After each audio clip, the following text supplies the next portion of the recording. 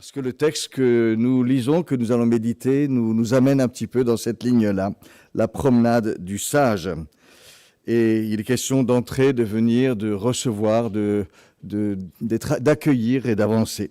Alors, nous lisons un texte dans le livre des Proverbes, au chapitre 24, les versets 30 et 33. C'est un sage, Salomon vraisemblablement, qui parle et qui raconte une petite expérience qu'il a faite chemin faisant. Voilà ce qu'il raconte. « J'ai passé près du champ de quelqu'un de paresseux, près de la vigne d'un homme dépourvu de sens. Et voici, les orties y poussaient partout, les mauvaises herbes en couvraient la surface, et son mur de pierre était abattu. J'ai regardé d'un cœur attentif, j'ai vu, j'en ai tiré instruction. Un peu de sommeil, un peu d'assoupissement, un peu croiser les mains en te couchant, et la pauvreté te surprendra comme un rôdeur, et la disette comme un homme en armes. » Notre texte de ce matin nous invite à une petite promenade. Cette promenade est à la fois écologique et méditative, et en bonne compagnie, celle d'un sage, le roi Salomon. On imagine volontiers que de temps en temps, un homme comme lui, qui avait beaucoup de fonctions, de responsabilités, un homme comme lui devait de temps en temps prendre plaisir à laisser son palais, à laisser ses fonctions, à laisser sa tenue royale pour simplement prendre un chemin de campagne et se retrouver au calme, au contact des choses simples de la vie et du terroir. Et il n'est peut-être pas inutile de nous rappeler que nous aussi, nous pouvons avoir besoin de temps en temps de tels moments où l'on se retrouve un petit peu avec soi-même, loin des activités, loin des pressions du quotidien. Prendre un chemin tranquille, à la montagne, à la campagne, au calme, au grand air dans la nature. C'est apaisant, cela ressource. L'esprit est libre aussi, on peut penser, on peut prier, chemin faisant simplement, sans s'astreindre au cadre que la vie nous impose si souvent. C'est ce qui se passe en tout cas pour le sage de notre texte. Il a pris le temps d'une marche et chemin faisant, il s'est laissé arrêter par ce qu'il voyait. Et ce qu'il voyait, ce champ en particulier, cette vigne, l'a fait réfléchir, lui a donné à penser. Il n'était pas parti pour cela, mais sa promenade l'a conduit à cette petite réflexion qu'il nous livre tout simplement. Et je nous propose donc ce matin de l'accompagner dans sa démarche d'abord, et ensuite dans la réflexion concrète que ce qu'il voit lui suggère. Donc d'abord, la démarche du sage. Donc chemin faisant, j'ai marché, j'ai passé près d'un champ, nous dit le sage, j'ai regardé et j'ai tiré instruction de ce que j'ai vu. Voilà un homme qui a tout un bagage de connaissances et de savoir. Il est cultivé, il a fait des lectures. Et en passant près d'un champ, en regardant, en réfléchissant, il tire instruction. Nous avons ici une assez belle illustration de ce qu'est la sagesse, selon la Bible. La sagesse que la Bible nous invite à poursuivre, à rechercher, à cultiver. La sagesse, ce n'est pas simplement une somme de connaissances que l'on acquiert. Contrairement à l'esprit grec, la sagesse de la Bible on ne peut pas l'identifier simplement à la réflexion intellectuelle abstraite. La sagesse biblique, c'est l'art de mettre en relation plusieurs éléments. Les connaissances, bien sûr, que l'on a d'abord, mais aussi les choses de la vie, celles que l'on rencontre, que l'on découvre, les expériences, les observations, et tout cela lié à l'amour pour Dieu et sa parole. La sagesse de la Bible, c'est ces trois choses ensemble, les connaissances, l'expérience, les choses de la vie, et puis tout cela animé, porté par l'amour que l'un a pour Dieu et pour sa parole. Et on retrouve un peu quelque chose de la porte, en disant, voilà, il y a ce foyer où la base, l'amour de Dieu, et puis à partir de là, bien des choses que l'on découvre et que l'on intègre. En tout cas, ce texte qui nous raconte l'expérience du sage nous dit que l'observation des choses de la vie, la compréhension des choses de la vie ont une vraie place dans la vision biblique de la foi. La sagesse, la vie selon Dieu, reste ancrée dans ce terreau. La foi nous amène parfois, bien sûr, à penser plus loin, plus haut, mais elle ne nous fait pas vivre dans un univers parallèle. Au contraire, la foi biblique, elle nous ancre dans la réalité. Car notre réalité, celle qu'on observe tous les jours, celle que l'on vit tous les jours, elle découle de la création de Dieu. Le monde qui nous entoure, notre vie dans ce monde, les relations qu'on y vit, sont des choses voulues par Dieu positivement. Et ce n'est pas en s'échappant de ces réalités qu'on arrive à sa vraie destinée ou à la vraie spiritualité. Mais c'est en habitant pleinement la réalité que Dieu a voulu pour nous, dans sa lumière, dans son regard. C'est ainsi que l'on verra vraiment ce à quoi le Seigneur nous appelle. Ici, au détour du chemin, un petit bug sur le PowerPoint. Ici donc, au détour du chemin, c'est un champ, c'est un bout de vigne qui arrête l'attention du sage et lui donne matière à réflexion. Et il vaut la peine de s'arrêter simplement à ce simple fait. Car notre sage aurait pu passer à côté de ce champ sans en tirer le moindre enseignement. Ça n'aurait pas été dramatique. On ne peut pas tirer un enseignement de tout ce qu'on voit, de tout ce qu'on traverse. Mais souligner le fait qu'on peut regarder et apprendre, ça souligne l'importance de notre attention aux choses, l'importance de notre attention aux choses, de la disponibilité de notre regard à ce qui nous entoure. C'est si facile de marcher sur les chemins de la vie et de ne rien voir d'autre que les rails que les rails qui sont les nôtres et qui enferment parfois notre regard. Parfois, ces rails, c'est simplement une préoccupation qui nous habite. On est complètement polarisé, en quelque sorte. On est complètement polarisé par ce qui est dans notre esprit, que ça nous empêche de voir quoi que ce soit d'autre. C'est un peu mon cas là, parce que j'ai un petit souci de PowerPoint là. On va essayer de revenir, parce que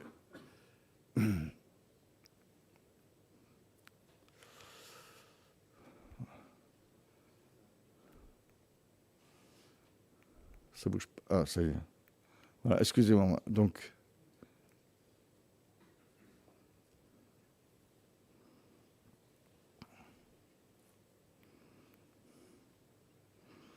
bon, voilà.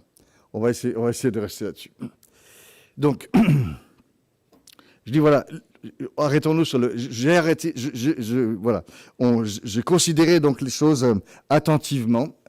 Nous dit le sage. Il aurait pu passer donc à côté de cela, et ça nous rappelle l'importance de notre attention aux choses, de notre disponibilité à ce qui nous entoure.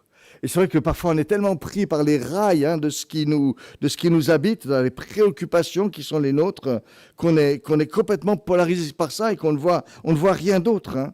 Parfois on est tellement stressé qu'on ne peut pas voir autre chose que ce qui nous habite, que ce qui est complètement en nous. Le sage ici nous dit, j'ai regardé. Il y avait là une disponibilité du regard.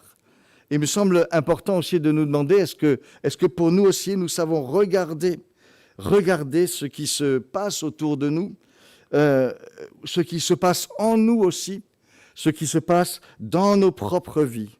Est-ce que nous savons de temps en temps nous laisser surprendre, nous être émerveillés, intéressés par ce que nous voyons? Savons-nous regarder? J'ai regardé attentivement, nous précise le sage. Il y a eu ce regard, mais aussi une réflexion. Le sage ne s'est pas contenté de dire « Tiens, c'est comme cela », mais il a cherché à aller plus loin. Qu'est-ce qui peut conduire à cela? Qu'est-ce que ça peut m'apprendre? Il y a là donc une disponibilité aussi à regarder, mais également à réfléchir, à méditer. Alors, il ne s'agit pas de réfléchir et de faire une réflexion prise de tête. Le sujet de réflexion ici est assez simple, assez concret. On voit un champ, on voit une vigne laissée à l'abandon, et le sage se demande, mais comment est-ce qu'on en arrive là? Comment est-ce qu'on en arrive là? Qu'est-ce que ça peut bien m'apprendre? Ce champ plein de ronces devient une sorte d'illustration qui permet de réfléchir sur la vie. C'est pas bien compliqué en tant que tel, hein, mais ça c'est en concret, c'est en prise avec la vie. Et c'est avec ce genre de regard, ce genre de méditation sur les choses que se construit la sagesse. Une sagesse en prise avec la vie. La sagesse simple mais profonde que l'on découvre chez des gens qui ont de l'expérience, comme on dit. Qu'est-ce que ça veut dire avoir de l'expérience? Est-ce que c'est multiplier les expériences dans tous les sens? Certainement pas. Avoir de l'expérience, c'est au fil des événements savoir réfléchir à ce que nous vivons, savoir réfléchir aux enchaînements de notre vie, aux causes, aux effets, au pourquoi, au comment les choses se passent. C'est s'arrêter vraiment, savoir s'arrêter sur ce que nous vivons, savoir faire la part des choses, chercher aussi à apprendre de ce que nous vivons et nous laisser éclairer par la parole de Dieu, parler au Seigneur de ce que nous vivons, faire le point devant lui. C'est ça, vraiment, avoir de l'expérience. Prendre ces temps d'arrêt où on relit tout cela, pas de ce zapping effréné, de passer toujours d'une chose à l'autre ou d'un écran à l'autre sans jamais penser à sa vie. Savoir revenir sur nous-mêmes, revenir sur notre vécu. Sonde-moi, ô Dieu, et connais mon cœur. Éprouve-moi et connais mes pensées. Regarde si je suis sur une mauvaise voie et conduis-moi sur la voie de l'éternité. Comment traversons-nous notre vie? Est-ce que nous savons nous arrêter parfois sur nous-mêmes, sur ce que nous avons vécu? Est-ce que nous savons faire un point de temps en temps? Est-ce que nous prenons le temps au fil de la vie de réfléchir vraiment à ce qui nous arrive, aux enchaînements qui nous conduisent à telle situation, aux causes, aux conséquences? Est-ce que c'était juste? Est-ce que c'est à ce qui était juste, à ce qui l'était moins? À ce que dit la Bible aussi sur la façon dont nous pouvons considérer ce moment que nous vivons pour nous donner une orientation ou une promesse. Prenons-nous le temps de nous arrêter ainsi sur nous-mêmes et de réfléchir, de penser tout cela. Il fut un temps où on préconisait comme discipline personnelle de vie chrétienne de faire son examen de conscience chaque soir. Qu'est-ce que j'ai fait de bien? Qu'est-ce que j'ai fait de mal aujourd'hui? Qu'est-ce que je pourrais faire de mieux? Cette pratique a peut-être parfois été vécue de manière un peu culpabilisante et réductrice. La seule grille d'analyse était ce qui était bien, ce qui était mal. Mais quand même, le grand bienfait d'une pratique comme celle-là, régulièrement vécue, c'est d'apprendre quand même à regarder sa vie, à sonder ce qu'on a fait, ce qu'on a été, et à le faire aussi devant Dieu. Mais faire ça devant Dieu, rappelons-nous toujours, ce n'est pas le faire devant un juge impitoyable, mais c'est le faire devant ce Dieu qui est miséricordieux et compatissant, ce Père qui a compassion de ses enfants, et ce Dieu dont rien ne peut nous séparer de son amour. C'est comme ça qu'il faut vraiment nous approcher de Dieu et faire le point devant lui. Et quel cadeau de pouvoir avoir ces dispositions-là. J'ai regardé attentivement. Regarder, c'est relier un peu les fils de notre vie. Quand on entend certaines personnes parler, et certains chrétiens même, parler de leur vie, on a l'impression que tout leur tombe dessus sans qu'on sache d'où ça vient, ni comment, ni pourquoi, ni bien sûr ce qu'on peut faire. Leur vie est comme une sorte d'événement qui tombe dessus, de happening successifs, mais on ne tire aucun fil, aucune conséquence. On n'essaye rien, on ne discerne rien, aucun enchaînement. Devant leur champ plein de ronces ou leur mur écroulé, ils ne sont que surprises, bouche bée devant le mystère de ce qui leur arrive, ou révoltés contre le destin.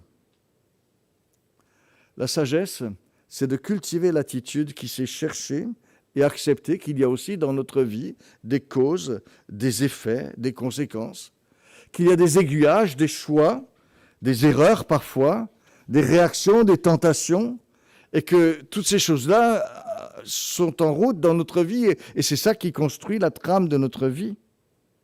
Alors bien sûr qu'on ne maîtrise pas tout ce qui nous arrive, mais on n'est quand même pas uniquement des victimes des circonstances.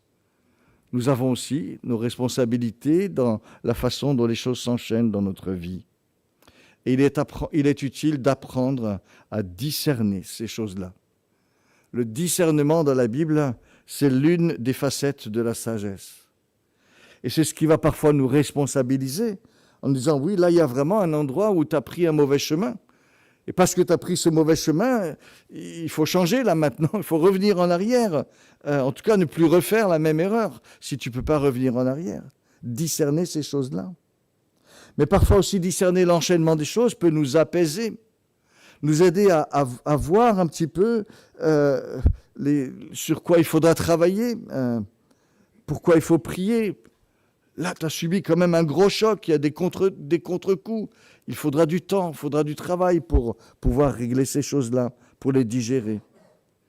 Et puis discerner les choses dans notre vie, c'est aussi parfois et souvent être encouragé, parce qu'on reconnaît la main de Dieu qui nous a accompagnés dans toutes sortes de circonstances. Voyez cette sagesse qui discerne, qui regarde, qui observe aussi le fil des choses dans notre vie. C'est aussi un aspect authentique d'une vraie spiritualité. Et faire cela, c'est alors vraiment valoriser la responsabilité et la dignité que nous donne le Seigneur. Il nous appelle à construire notre vie, notre histoire, par nos actes. Et cela rejoint d'autres appels de la parole de Dieu, qui nous dit, mais considérez attentivement vos voies, considérez vos chemins. Revenez éventuellement de vos mauvaises voies, là où c'est nécessaire. Examinez toutes choses, retenez ce qui est bon et abstenez-vous de toute espèce de mal. Le sage a su donc s'arrêter et discerner, mais pas de manière extérieure, juste pour réfléchir comme cela. Il a regardé et il a tiré instruction. J'ai regardé et j'ai tiré instruction pour moi-même de ce que j'ai vu. Et ça, je trouve que c'est très touchant. Salomon, le roi d'Israël, réputé pour sa sagesse et au sommet de sa gloire, tire instruction, y compris pour lui-même, de la négligence d'un simple paysan. Ça, c'est quand même assez intéressant de voir cela. Et c'est ici d'abord l'humilité qui va avec la sagesse. L'humilité qui me fait dire que je ne suis pas au-dessus de mon frère. Le roi Salomon aurait pu dire, moi je suis le roi, moi c'est bon, je ne vais jamais être comme ce paysan. Non. L'humilité nous rappelle que nous ne sommes jamais au-dessus de nos frères, de nos sœurs. Nous sommes tous faits de la même pâte.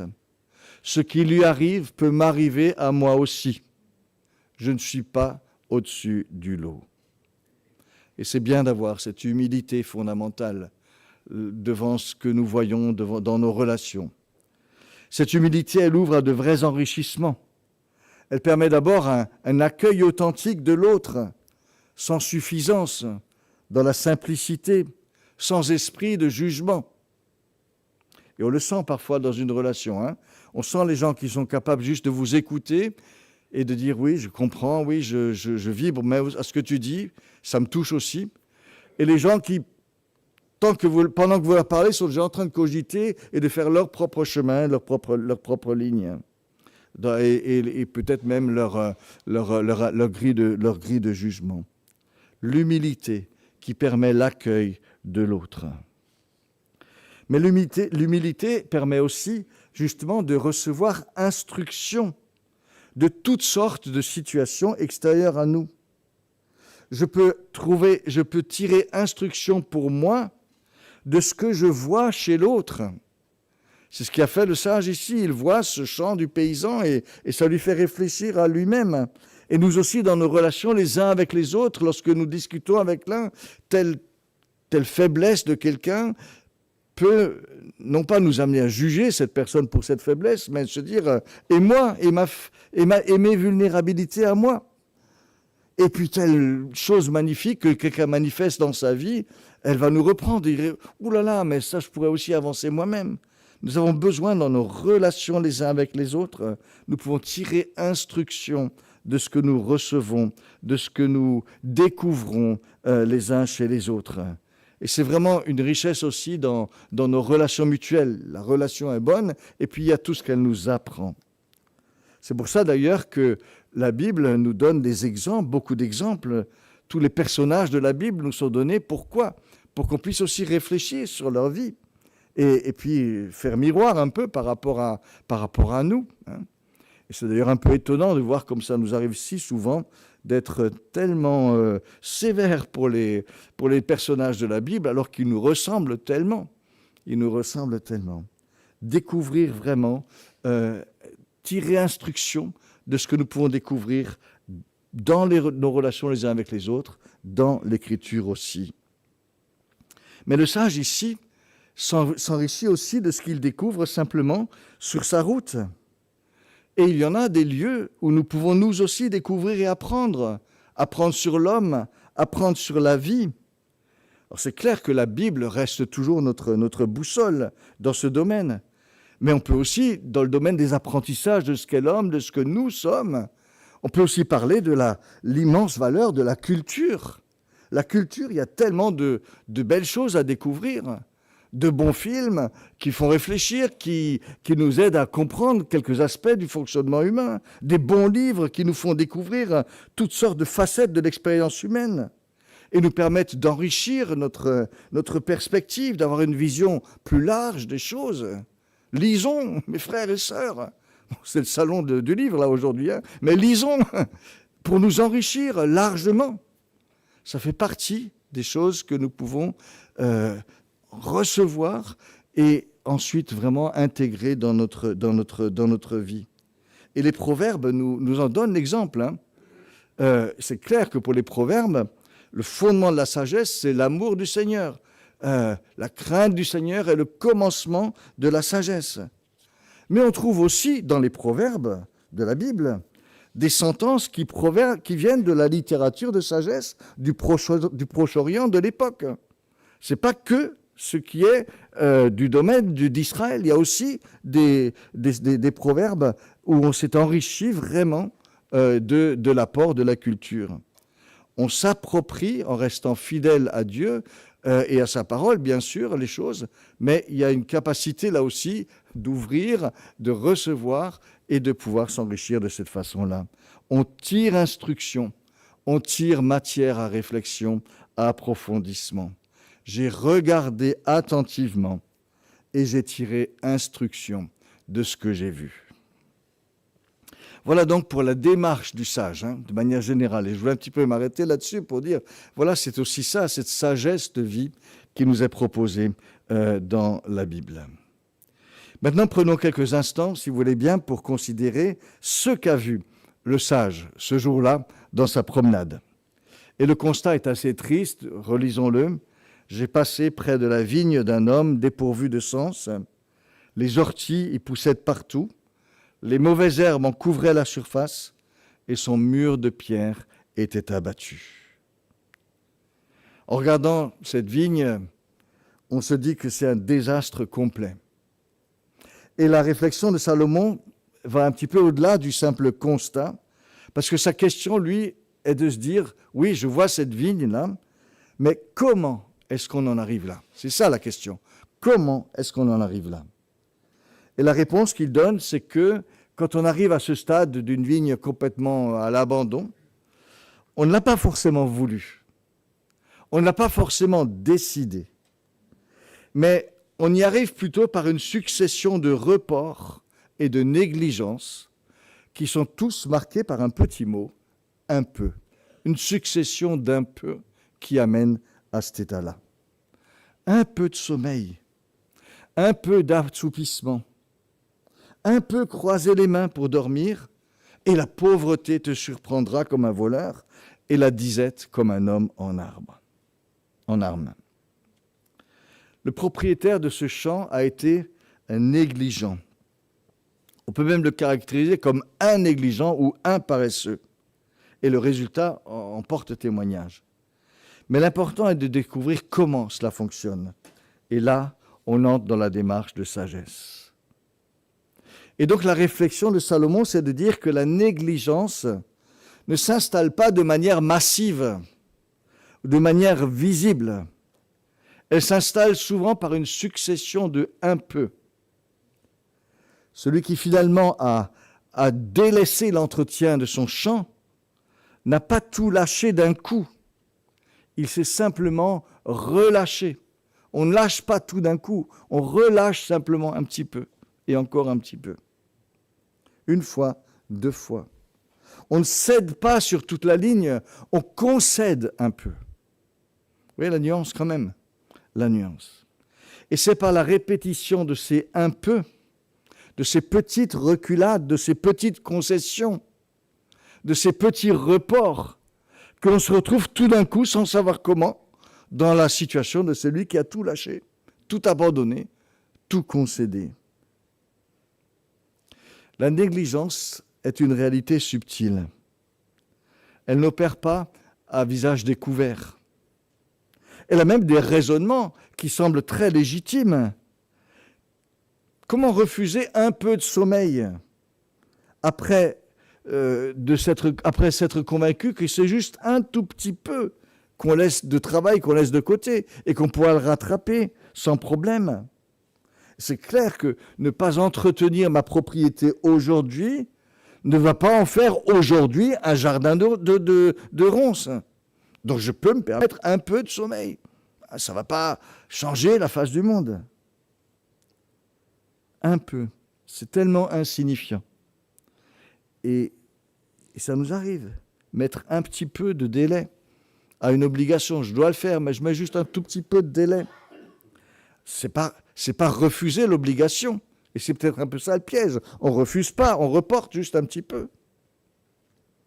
C'est juste la remettre. Mais le problème, c'est qu'au bout de plusieurs fois, de plusieurs un peu, je me retrouve hors délai. Et je me retrouve avec un résultat que je n'arrive plus à maîtriser.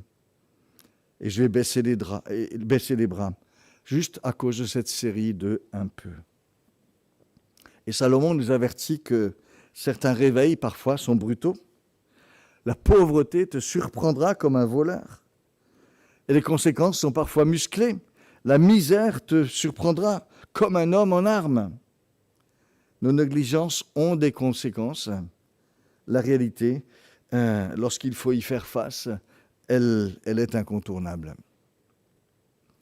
Et voilà que ce chant observé par le sage nous rejoint maintenant aussi. Et ça nous invite à considérer aussi notre vie à sa lumière. Considérer notre vie à sa lumière. Bien des domaines de notre vie peuvent être représentés un peu par ce champ, cette vigne. On pense à notre vie personnelle avec Dieu. Elle demande à être entretenue, elle a besoin d'entretien. Et il nous arrive, reconnaissons-le, de dire, quand il s'agit de nous approcher de Dieu, oui, je le ferai, mais juste plus tard, j'ai encore juste d'abord ça à faire. Ça vous est jamais arrivé? Ça nous arrive. Juste un peu de délai. Et on remet. Et si cela se répète un peu régulièrement, on découvre qu'on a un peu moins faim, moins soif de rencontrer Dieu, de sa parole.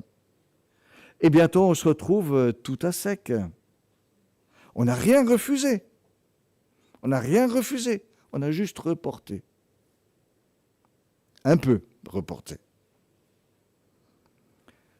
C'est dans la régularité que la vie spirituelle s'alimente. Et ce qu'il faut bien se dire, c'est que plus je m'approche de Dieu, plus j'aurai envie et besoin de m'approcher de Dieu, et moins je m'approche de Dieu, moins j'en aurai envie. C'est comme ça que ça fonctionne. Veillons sur cette régularité, comme un bon jardinier veille à l'entretien quotidien de son jardin. Et demandons à Dieu de nous aider là où nous avons besoin d'aide pour cela.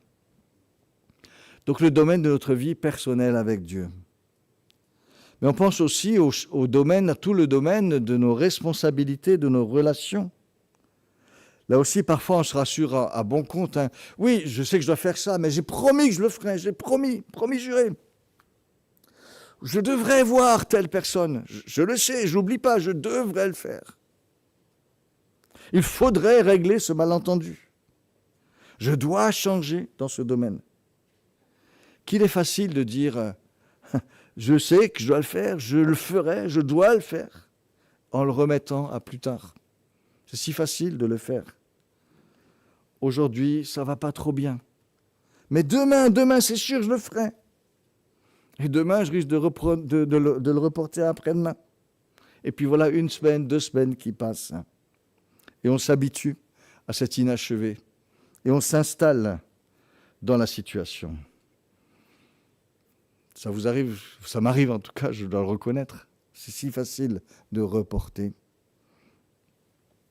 Visitons notre vie pour débusquer peut-être un certain nombre de choses qu'on a un peu trop remises à plus tard. Et puis essayons de dire Seigneur, aide-moi. Aide-moi, Seigneur, à remettre cela à l'ordre du jour. Hein, à l'ordre du jour. Et à l'ordre du jour, pas à l'ordre de demain, à l'ordre du jour, aujourd'hui. Que le Seigneur puisse nous aider aussi dans ce sens-là. L'image contraire, en tout cas, à celle d'un champ plein de ronces, est celle d'un jardin. Un jardin bien entretenu. Et on peut dire qu'un jardin bien entretenu, c'est un jardin qui est régulièrement entretenu. Hein, arrosé régulièrement. Arraché, aéré, coupé régulièrement. Semé, récolté au moment fixé.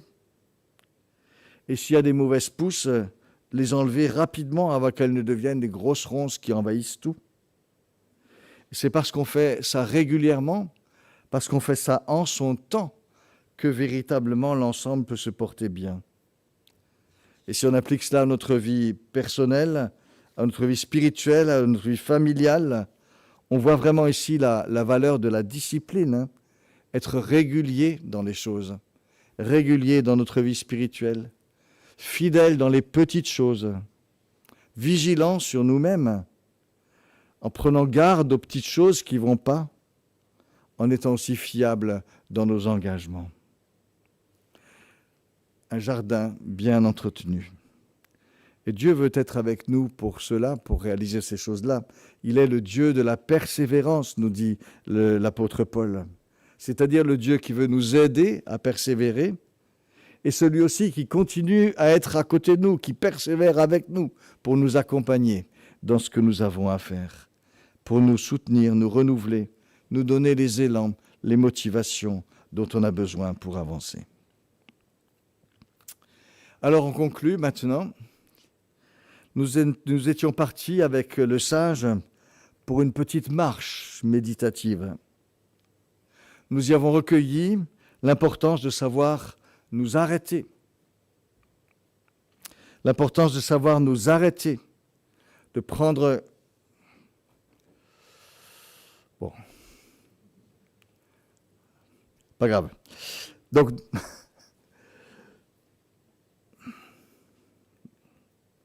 Voilà, on y arrive. Aujourd'hui, on est en souci, hein. Pas grave. Donc, on était parti pour une petite marche méditative. L'importance de nous arrêter, pas grave, de prendre des pauses pour regarder autour de nous, pour regarder en nous. L'importance aussi de discerner, d'approfondir notre compréhension de ce qui fait notre vie, les aiguillages, les enchaînements, les choix, les causes, les conséquences. Mais aussi l'importance de savoir enrichir notre regard de tant de choses qui peuvent nous apporter instruction et bienfaits. Et puis cette marche nous a fait poser le regard plus particulièrement sur cette image d'une vigne maintenant pleine de ronces parce qu'on ne l'a pas soignée, parce qu'on a mis du délai à faire ce qu'il fallait faire au moment voulu. Et il nous faut garder cette image, la méditer, la laisser résonner en nous, chacun pour notre vie. Alors maintenant, reprenons le chemin, celui de notre vie quotidienne. Et j'espère que cette rencontre avec le sage aura pu éveiller un peu quelque chose en nous, qu'elle nous donne envie d'aller plus loin. Sachons en tout cas qu'avec Dieu, nous ne serons jamais seuls sur notre route. Et puis souvenons-nous, comme Françoise nous l'a si bien rappelé, que notre ancrage, il est dans le Christ. Et c'est avec ce bon ancrage qu'on peut entrer, sortir, continuer la route. Que le Seigneur nous bénisse tous.